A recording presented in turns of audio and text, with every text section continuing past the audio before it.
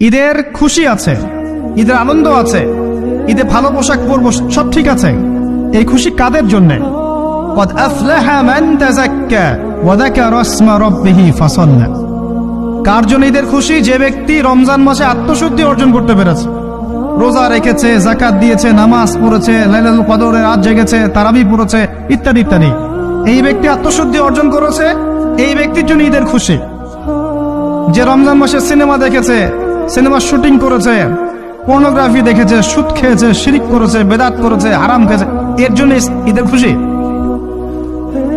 মানুষকে ঠকিয়েছে, ব্যবসায় মাল কম দিয়েছে, পণ্য মজুত করেছে, ইচ্ছা করে দ্রব্যের দাম বাড়িয়েছে, সরকারকে বিব্রত করেছে, জনগণকে দুর্ভিক্ষের দিকে ঠেলে দিয়েছে, এদের জন্য ঈদের খুশি? কখনো না। ঈদের খুশি তাদের জন্য যারা আত্মশুদ্ধি অর্জন করতে পেরেছে। যে আপনার জীবনে বড় বড় পাপগুলো কি কি হয়েছে, এই পাপগুলো যদি মানুষের সাথে জড়িত হয়ে থাকে, আপনি মানুষের সাথে গিয়ে গিয়ে ক্ষমা নিয়ে নেবেন। কারো টাকা নিয়েছেন, দেন নাই, দিয়ে দিবেন। কারো সম্পত্তি পায়, দেন নাই, দিয়ে দিবেন। কারো হকটা নষ্ট করেছেন, গালি দিয়েছেন, গীবত করেছেন বা তহমত দিয়েছেন, অপমান করে ইত্যাদি, ক্ষমা চেয়ে নেবেন। রমাদান মাসে মানুষের হকটা দিয়ে দেন। আল্লাহর কাছে জড়িত যে পাপগুলো আছে, এটার জন্য ইস্তেগফার যথেষ্ট।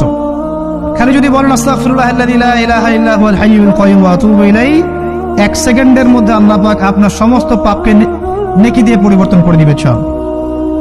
5 ওয়াক্ত নামাজ জামাতে পড়ার চেষ্টা করেন।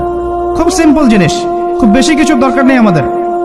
5 ওয়াক্ত নামাজ আপনি জামাতে পড়ার চেষ্টা করেন।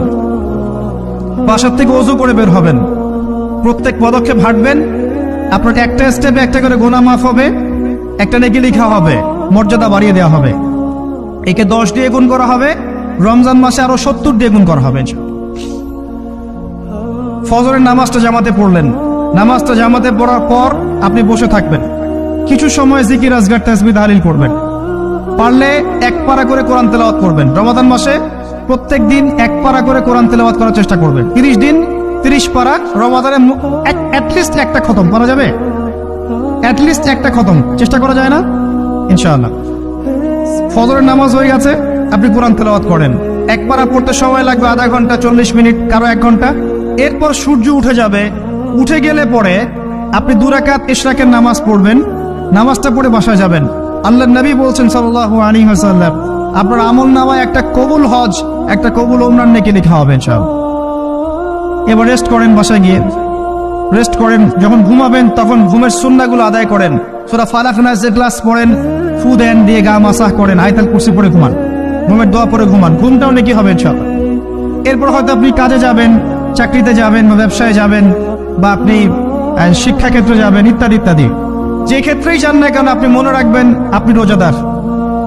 যে ক্ষেত্রেই যান আপনি মনে রাখবেন আপনি রোজাদার। আমি কারোর সাথে এখন ঝগড়া